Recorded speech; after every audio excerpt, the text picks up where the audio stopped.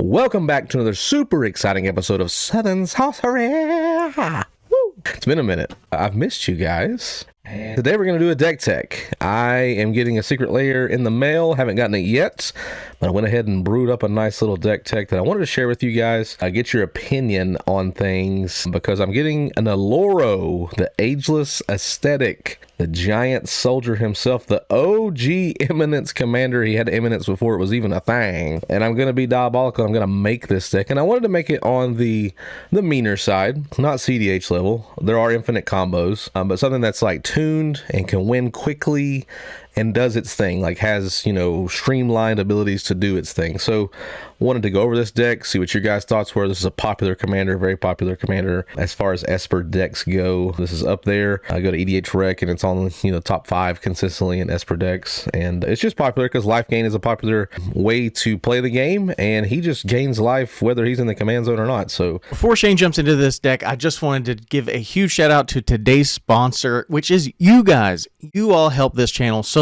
much. Thank you, thank you, thank you. If you are new here, please smash the like button. If everyone who watched one of our videos hit the like button, it would help us out tremendously with the YouTube algorithm, which our feeble human minds can't understand it, but we do know that likes, comments, and subscriptions definitely help that out. So if you haven't done those things, please do those things. It helps us out and it goes a long way.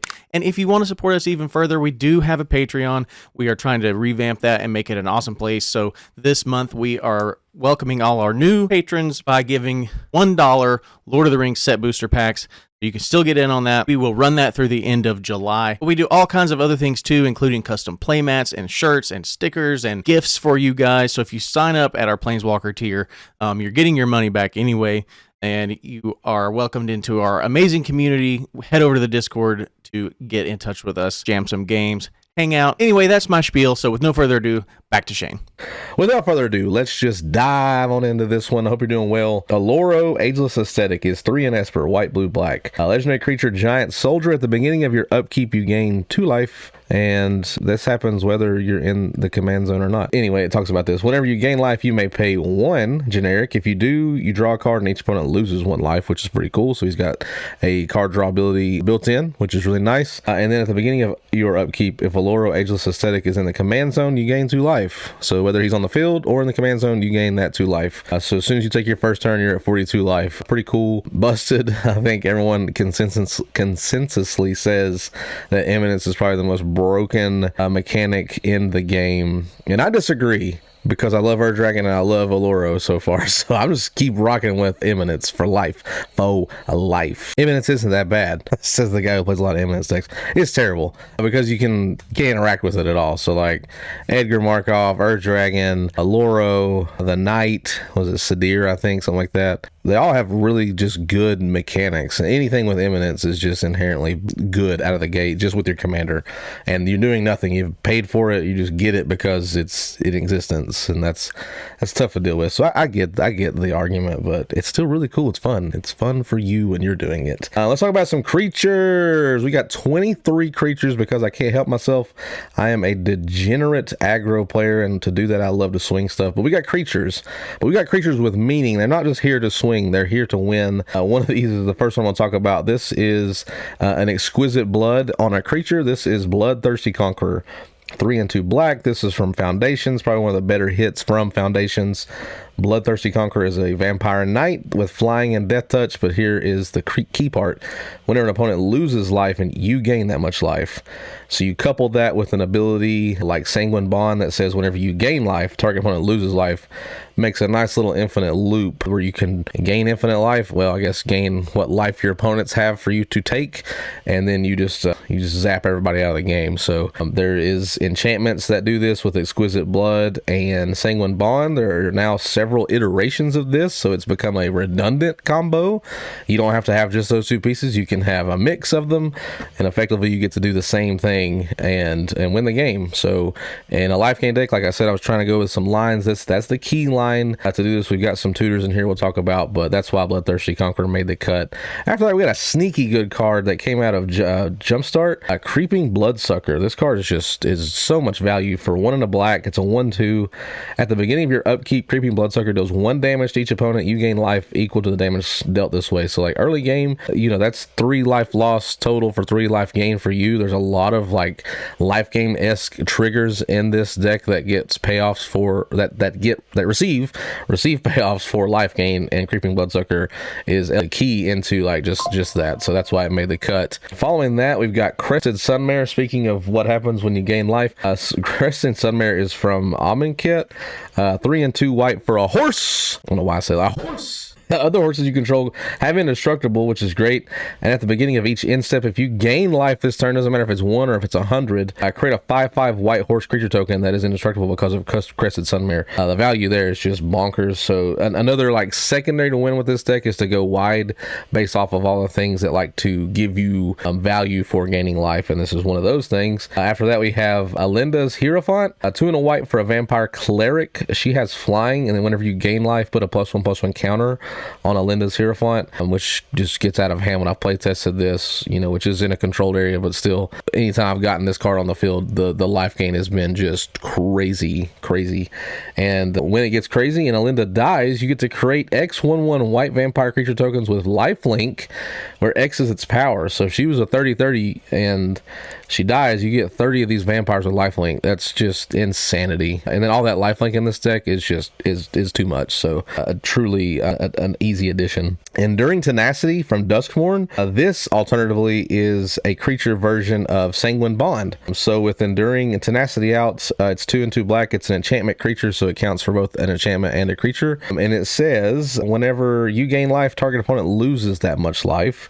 And then whenever Enduring Tenacity dies, if it was a creature returned to the battlefield under its control, it's an enchantment, which is great because it's got built-in protection. That's why it's enduring. But yeah, if you have this out, this is another piece that can essentially do the same thing as your Sanguine Bond. Whenever you gain life, target opponent loses that much life. So once you get the wheel starting and you've got an Exquisite Blood out or a Bloodthirsty Conqueror out or a Veto out, we'll talk about him. Like, there's so many redundant ways to do the exact same thing. Like, just get that like process started. I need to like have someone lose a life, gain a life, whatever, and once we got that rolling, it doesn't stop. It just does its thing, and it's GG's from there. So another easy add. After that, we've got Exemplar of Light, an angel from what this come from, Foundations, I think. 2 and 2 white flying. Whenever you gain life, put a +1/+1 counter on this creature.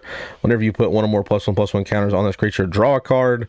This ability triggers only once each turn. That was another thing. I like the card draw aspect of this deck, which we have access to blue, so there's other ways that we could have like put in card draw, and we do have that, but there are a lot of ones that specifically like dive into the life gain. Since we're already doing that, I figured that would be the route that I took with it. Plus this card can get huge and it has flying, so it's another kind of sneaky way to like hit somebody for a lot of damage. After that, we got Feldar Sovereign, another cool win con piece. This one you can see a mile away, but for 4 and 2 white, this creature is a giant cat beast with vigilance, which means attacking doesn't cause this creature to tap like it normally would. It would tap. It has lifelink, so damage dealt by this creature also causes you to gain that much life, which is great. And then the key part here is at the beginning of your upkeep, if you have 40 or more life, you win the game. But Shane, don't you start with 40 life in Commander? Why, yes you do, Shane, which is crazy because all you have to do is sneak this creature out and be at the life that you started at, and you win the game. However, usually this creature gets destroyed, countered, exiled, your life gets taken down, etc. It's very hard to have this creature stick and win the game without like abilities that give it flash, where you can play it at instant speed. You just time it right to play it at the end of your opponent to your right. As they end their turn, it goes to your turn. You would then flash it in, and hopefully no one had a response, and then it would see your upkeep that you have 40 life and you win the game. You'd have to play it in that style of deck. I didn't really play this or create this deck in that manner, but it's in here nonetheless because I'm just presenting other win cons. Maybe if I have this out, you're not going to pay so much attention to my Sanguine Bond piece because you have to get rid of this or you're going to lose the game. It's a life gain deck, and what's a life gain deck without Feldar Sovereign? After that, we got Heliod the Sun Crowned, a great creature, 2 and a white. This is a legendary enchantment creature, God, from Theros. Indestructible as long as your devotion, which means your white mana symbols, it looks like a little star, the white plane symbol, is less than 5, so you would count all your permanents and things that have that symbol, and that would basically be your devotion to white. As long as it's less than 5, Heliod is not a creature, so this is another one of those creatures that's also an enchantment, kind of shares shares both types. But it says whenever you gain a life, put a +1/+1 counter on target creature or enchantment you control, and then you can pay 1 and a white. Another target creature gains lifelink until end of turn.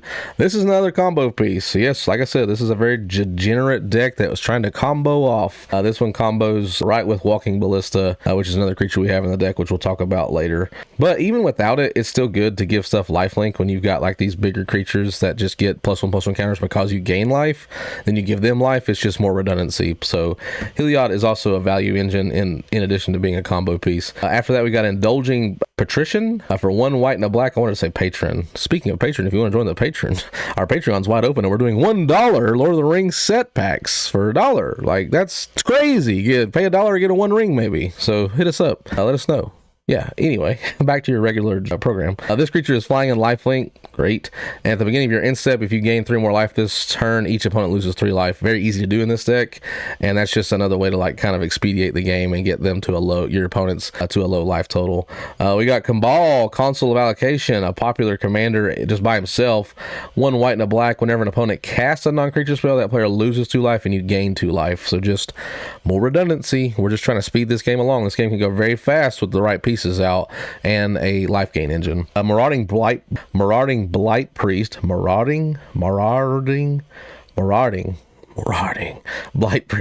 2 and a black. Whenever you gain life, each opponent loses 1 life. Great. Speaks for itself.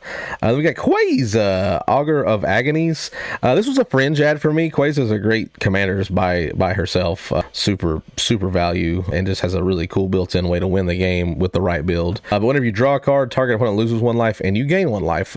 I didn't put anything that would make me like draw out my deck to like essentially win the game, but it's just like I do have a lot of like draws mechanics in this game that I felt like that she fit. Definitely one on the fringe. If I find something better, or if you comment below with something better I need to take a look at, I certainly will, because I want to make this one of like my more competitive decks, in the fact, you know, sit down at a table and people want to play something a little more spicy, make sure a game can go quicker, because there's a lot of ways to like win very fast and not battle cruise it to the, you know, 2-hour game or something like that. After that, we got Rock's Faithmender, 3 and a white. This creature has lifelink. It's great because he's a 1/5, so he's a good blocker, and he absorbs life, or he gains you life if he's, you know, sitting there kind of like soaking up damage.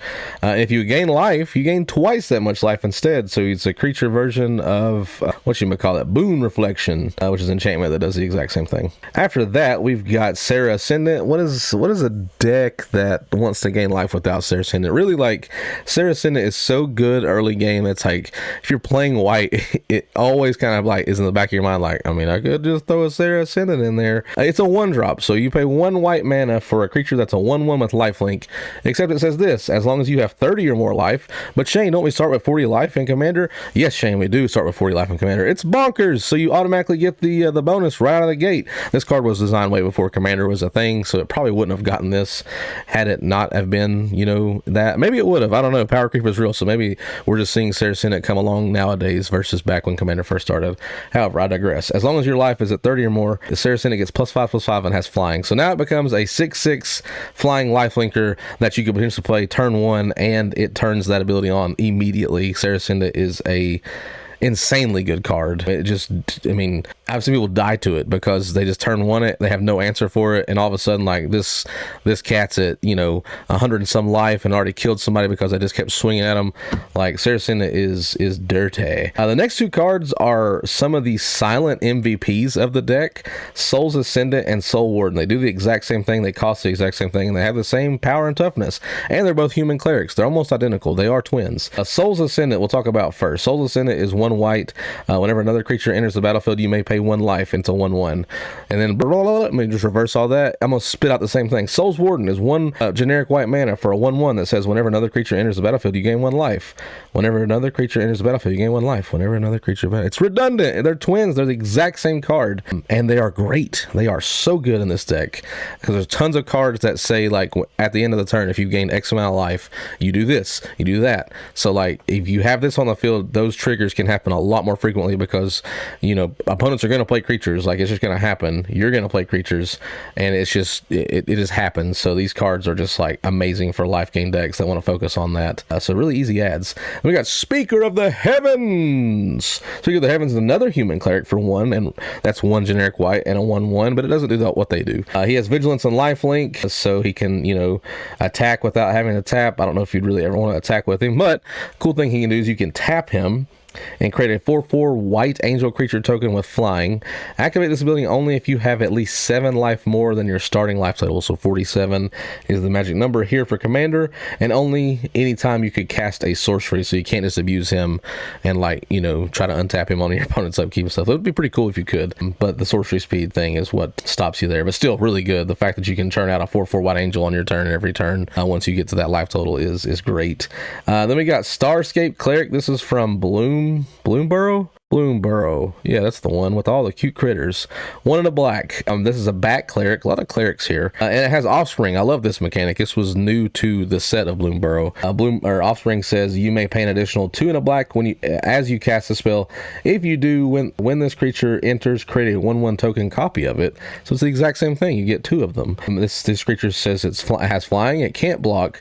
Whenever you gain life, each opponent loses 1 life. So if you're able to offspring it and do that, you get double the triggers on that. It's great. It's just more redundancy, which is very key here in how we want to win the game. We've made it very streamlined in what we're trying to do with the lanes and the cards that we put in for it. After that, we got the Gaff from Lord of the Rings. 2 in a white. This is another card draw mechanic. At the beginning of each end step, if you gain 3 more life this turn, draw cards. Like I was saying earlier, that's why the Soul Sisters are so good, because you're going to play creatures, you're going to gain life. You got the Gaffer out. You're going to be able to draw cards, hopefully on your turn, your opponent's turns, etc. So it's really nice. Following that, we got Veto, Thorn of the Dusk Rose, another piece that's part of that combo loop we spoke about. 2 in a black for a vampire cleric. Whenever you gain life, target opponent loses that much life, so just another piece. And then really cool, he can give all of your creatures lifelink until end of turn. For 3 and 2 black, creatures you control gain lifelink until end of turn. So if you're just trying to gain life and get something started, he's got the ability to do that with all of your creatures. And we got Walking Ballista. So why do we add Heliod? Because we got Walking Ballista. XX, that means you got to pay X twice to get the ultimate result of X. This creature enters with X +1/+1 counters on it. So what I mean is, if you paid 2, you'd pay 1 and 1. That'd be 1 counter, right? Instead of 2. You paid 2, but you got 1. So you got to pay X twice to get the ultimate result you're looking for. Then you can pay 4 to put a +1/+1 counter on this creature, or you can remove a +1/+1 counter from this creature. It deals 1 damage to any target. So what happens is you have to at least have a counter on Walking Ballista, and then you have to have Heliod out as well. And then with Heliod, you want to give, with his ability, you want to give Walking Ballista lifelink. You'd pay 1 in a black, 1 in a white, Another target creature gains lifelink until end of turn, and then you would use Walking Ballista's ability to remove a +1/+1 counter from this creature. It deals 1 damage to any target. When it did that, since it has lifelink, it gains that life, so you get the counter back, because Heliod says whenever you gain life, put a +1/+1 counter on target creature or enchantment you control. So you then would put that counter on Walking Ballista. I think you would need 2, right? You would need at least 2 on Walking Ballista to remove it, because if you just had 1 and removed it, it would die immediately. I don't think it would do the damage and then gain the life. I could be wrong. Let me know in the comments. I should have researched that before I did this video, and I didn't. But I like to see your reactions when I say stuff, because people get real passionate about rulings and stuff. So there are way smarter Magic players out there than me, and y'all do a great job of keeping me correct and in the right. So, but that's it. That's the combo, right? You just you give Walking Ballista lifelink, so every time he removes a counter, he deals the damage. He gets a counter back, so it's just gonna stay even pretty much forever. And then you just do this infinitely until you ping everybody like a machine gun, which is appropriate, because Walking Ballista, his artwork is always a giant robot shooting rockets or something to that effect. So makes perfect sense, and it's just an infinite combo, another way to win the game, which we like. And then our last creature we want to talk about is Wall of Limbs. This is another fringe card. I just like it because it's kind of sneaky. 2 in a black. This is a 0/3 zombie wall, so it's just a giant wall of arms and zombie looking for brains. It says whenever you gain life, put a +1/+1 counter on this creature, so this thing can get huge. And then 5 and 2 black, which I know is expensive, but sacrifice this creature, target player loses X life, where X is this creature's power. A sneaky way to just have this card out. No one really thinks of it as a threat, because it's just a wall that gets bigger and bigger, so it's just a big blocker. And then all of a sudden it's got 20 counters on it, and you can pay 7 and deal 20 damage to someone's face and potentially remove them from the game. And this is not at sorcery speed. This is something you could do on someone else's turn, so you just kind of like bide your time and wait for the opportunity to strike with a wall, with them sneaky walls. And yeah, so that's why I added it. I think it's really good. Let's move on to sorceries. Speaking of sorceries, we have Approach of the Second Sun, yet another way to win the game. Approach of the Second Sun is a very popular way to win the game. I've seen this in a lot of decks. 6 generic mana and 1 white for a sorcery that says, if Approach of the Second Sun was cast from your hand and you cast another spell named Approach of the Second Sun this game, you win the game. Victory. Otherwise, put Approach of the Second Sun into its owner's library, 7th from the top, and you gain 7 life. It's such a unique, like, just way to win the game. I love, like, how they just designed this card. I think whoever was in the lab, like, making this card, like, they cooked that day. They definitely did their thing, and it was really cool. So just another way to win the game. We've got card draw. We can expedite that to get back in our hand. It's on cast, too, so, like, not a lot of ways to, like, get around this. You know, like, counter spells and stuff like that. Like, Approach of the Second Sun can do its thing, and you see it coming a mile away. They play it, they tuck it, you know, 7 from the top. Like, hopefully you can make them shuffle their library somehow, or do something to that effect. Otherwise, they're probably going to win the game, and you can see it coming. Like I said, it's just like a train that's a mile away, and you're like, sure, that train's not going to hit me, and all of a sudden you just got hit by a train, and that's just a crazy day. After that, we got some removal, master removal with Damn is 2 black, and it says destroy target creature. A creature destroyed this way can't be regenerated, or you can overload it for 2 and a white. You may cast this spell for its overload cost. If you do, so like 4 mana total. If you do, change target in its text to each, which means it's just a master removal spell. It's a board wipe. I love the utility of that card. It's just a great card. It came out of what, Modern Horizons 2, I think, originally, and just, you know, chef's kiss on how well they designed this with its single target ability for just 2, or for the whole board for 4. Really like it. After that, we got our tutor. We got Demonic Tutor. I'm thinking about adding some more of the tutors in here as well, like Vampiric Tutor I did not add, but I think I'm going to pivot to that, just as I'm like thinking out loud about my combos and stuff. I think I want to add as many tutors as possible to get to that that level of, like, again, redundancy, where I can constantly be filling my hand and going to search for the pieces I need to combo off and win. But Demonic Tutor, yeah, 1 in a black, one of the most iconic tutors in the game. Search your library for a card, then put that card into your hand, then shuffle your library. Easy peasy. After that, we got Exsanguinate, another card that can close out the game potentially, given the mana, you know, you might have and everyone's life totals. We could have a lot of drain effects out. But for X and 2 black, each opponent loses X life. You gain life equal to the life lost this way. So if X is 10, that's 10, 20, 30 damage. If you have 3 opponents, that means you gain 30 life. They all lose 10 life each. Like, the value is very much there. And then we got Fumigate, which is a really cool board wipe in terms of life gain. 3 and 2 white, destroy all creatures. You gain 1 life for each creature destroyed this way. So if you're playing against a token deck and they've got, you know, 875, 74, probably always even, Scoot Swarms out, and you kill them all with this, you gain a life. So you just gain 800 and some life. Like, great card for life gain decks. Moving on to our instances, this is where we got some more removal and such. We've got Anguish Unmaking. If you're running white and black as colors, this card is just amazing. It's an instant that can exile target non-land permanent, so it gets rid of anything that could potentially be bothering you in your board. So I just, you know, think it's just a great card, and it's just 3, you know, for an instant that can do it. So you can kind of, you know, keep it as a card to surprise attack somebody.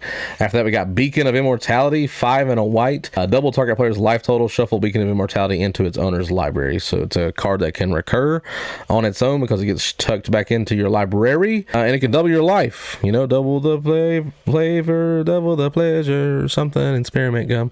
Yeah, but something, yeah. Beacon of Immortality, another fringe card. I think there might be some better stuff, but like, saw a lot of lists that ran it, and I'm like, you know, but like for 6 mana to double your life, that's pretty cool. Dovin's Veto, again, if you're in the colors of white and blue, another card I think that could really kind of always find a home if you're wanting to run some control. It says this spell can't be countered, so that's really cool. And this, you get to counter target non-creature spells, so it's very, very final in its say. It's, you know, I'm going to counter this. This can't be countered. You're going to have to find some other wacky way to get this off the stack. After that, we got another Tutor, Enlightened Tutor. Search library for an artifact or enchantment card. This one's great because we've got enchantments that are directly a part of that loop that we can go get with Enlightened Tutor. 1 white, search your library for an artifact or enchantment card, reveal that card, search your library, then put that card on top of it. Great card. One of our first MDFCs, we got Malakar Rebirth. On the flip side, it is a simple land that enters tapped and taps for 1 black mana. mana. But the instant side is 1 black, choose target creature, you lose 2 life until end of turn. That creature gains. When this creature dies, return it to the battlefield tapped under its owner's control. It's nice if they target one of your like creature versions of the loop, or your commander's out and you want to use his life, or not his life, his draw. You can do that. So that this makes for, you know, a really cool way to recur and protect your board. Another removal piece in Path to Exile, very popular for any white decks or access to white. 1 white, exile target creature's controller may search their library for a basic land card, put that card onto the battlefield tap, then shuffle. Then we got another MDFC card. This is Jerry Shelter. On the land side, it's just like Malakar Rebirth. It enters tapped and taps for a white, or it's an instant for 1 and a white. It says target creature you control gains protection from the color of your choice until end of turn. So like targeted removal for one of your pieces for your creatures. This would then protect it. So the MDFCs, I can't say enough about them. They just slot in so well because of, you know, the ability to be like early game lands if absolutely necessary, and then late game like not dead draws. That's, to me, it's just worth its weight in gold. We got Swords to Plowshare, 1 white, Plowshare like Lord of the Rings. Swords to Plowshares for 1 white, exile target creature, its controller gains life equal to its power. We got Teferi's Protection for our entire board to be protected for 2 and a white, an instant that says until your next turn your life total can't change, and you have protection from everything. All permanents you control phase out, and then after you play it you exile Teferi's Protection. Man, that card would be crazy if you could just keep recurring it. I'm just basically like, you can't touch me forever. After that we got Void Rend, another good card if you have access to Esper colors, white, blue, black. Instant, the spell can't be countered and destroy target non-land permanent. So just another final say in the matter. I'm destroying target non-land permanent at instant speed and you can't do anything about it, or you got to get real tricky with it to do something about it. After that we got our third and final MDFC card. This is Waterlogged Teachings. This is from Modern Horizons 3. So on the front side it is a land that enters tapped and then can tap for blue or black. Otherwise it is an instant for 3 and a blue black. It's one of those like hybrid manas, the shared manas. Search your library for an instant card or a card with flash, reveal it, put it in your hand, then shuffle. So you can like go tutor up a tutor to go get one of your pieces if you potentially wanted to, or go get a counter spell that you need to like respond to something, or Teferi's Protection or a protection spell, whatever. It's really cool. It's another MDFC card that's not a dead draw late in the game, and like 4 mana is pretty expensive for an instant that can tutor something like that, but in the grand scheme of things, like the fact that it's a land on the other side, like the utility is just too good not to add. On from there, I won't spend a ton of time on our mana rocks, but knowing what mana rocks are basically are artifacts you play in the game that can tap for either colorless mana or color mana. We ran Arcane Signet, Azorius Signet, Demir Signet, Orzhov Signet, Pristine Talisman because it taps for a colorless mana and you gain a life. Soul Ring, OG, got to run it, and then that's it for the rocks. So let's talk about the artifacts that do stuff other than tap for mana. First one we want to talk about is, another way to win the game. We got Aetherflux Reservoir. Aetherflux Reservoir is bananas because whenever you cast a spell you gain 1 life for each spell you've cast this turn. So it's like another mechanic to gain life, right? For 4 mana. It's not terrible. Ultimately, pay 50 life. Aetherflux Reservoir deals 50 damage to target creature or player. Wow, like you can take somebody out real fast, and we're gaining so much life that getting back to 50 life, or even already having over 100 life to do it at the when we first play it is not out of the question at all. Like I said, when I play test this deck, the life gain is just so fast in this deck because your commander's just chilling in the command zone, gaining life like from the start, from the jump. So it's great. And then we got Alhammarret's Archive, another fringe card for me. I like it. It's a good card. I just kept wanting to cut it for other things, which it may end up getting cut, I don't know, but essentially Alhammarret's Archive says if you would gain life, you gain twice that much life instead. If you would draw a card except the first one you draw on each of your draw steps, draw 2 cards instead. So it's a doubler. I don't know why I keep wanting to cut it, because it's a great card. It has great value, but I just feel like, I don't know, for 5 mana it just seemed to me like it could be cut. Maybe am I crazy here? Let me know in the comments if I'm crazy. Like, am I going too hard in the paint and in my hate towards Alhammarret's Archive? Then we got Bolas' Citadel, another really fun card to run for decks that can get you a lot of life. For 3 and 3 black for 6 mana total, total. You may look at the top card of your library anytime. You may play lands and cast spells from the top of your library. If you cast a spell this way, pay life equal to its mana value rather than pay its mana cost. This card can basically dig into a win. You know, you can whiff on it because like you're restricted to like one land a turn, right? So like if you played your land and you draw into a land, if you can't like draw that card off the top or get rid of it, then you kind of have to stop, like the chain stops the Bolas' Citadel.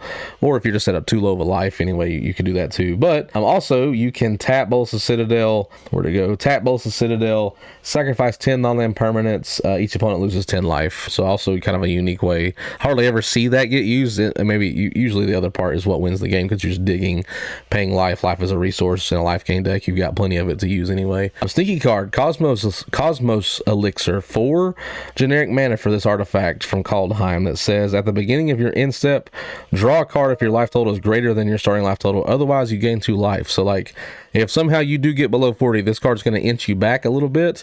Otherwise, it's just drawing you a card. It's a great mechanic. I love it. I think this is a pretty fun card. And then we did some turtling. We got some turtle effects here. What I mean by that is we're going to turtle up in our shell. That way no one can hurt us. We're safe. We're warm. We're happy and content inside of our big shell.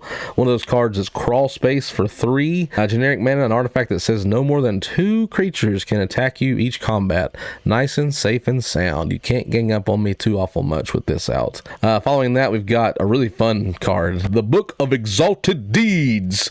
I feel like you have to say it in that manner. It just doesn't carry the same weight if you just say the Book of Exalted Deeds. The Book of Exalted Deeds. For 3 white. Legendary artifact that says at the beginning of your end step, if you gain 3 or more life this turn, very easy to do with the Soul Sisters out, create a 3/3 white angel creature token with flying, and then you can pay 3 life and tap this card to exile the Book of Exalted Deeds. Put it in light encounter on target angel. It gains you can't lose the game and your opponents can't win the game. Activate only as a sorcery.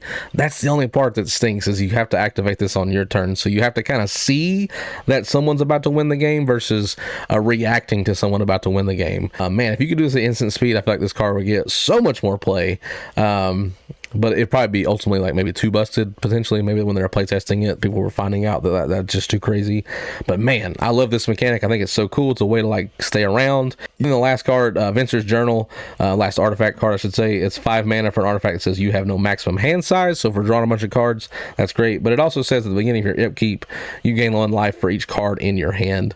So a little bit of value there and some more life game. And then the last thing we want to talk about is our enchantments. And then I'll mention some of the lands that are key. Obviously, we won't go down the road of like saying 5 islands, 4 plains, 4 swamps. But we want to talk about some of the enchantments. We've got Angelic Accord, another payoff for life gain. This is 3 and a white for an enchantment that says at the beginning of each end step, if you gain 4 or more life this turn, put a 4/4 white angel creature token with flying onto the battlefield. So again, a secondary way to win the game if people just keep like removing your combo pieces and such is to flood the board with tokens and then go wide and win the game through combat that way. After that, we got Authority of the Consuls. For 1 white, this is a new enchantment that sees, not a new enchantment, I'm sorry, this has been around for, I guess for a little bit now, new-ish, I guess. Creatures your opponent's control enter tapped, and then whenever a creature an opponent controls enters, you gain 1 life. It's great. It's like a Soul Sister on an enchantment. I love it. So just a good stacks piece, is there a thing as a good stacks piece? Only if you're the one playing it and not against it. Boon Reflection, we talked about that earlier, but 4 and a white. If you would gain life, you gain twice that much life instead. It's a great doubler.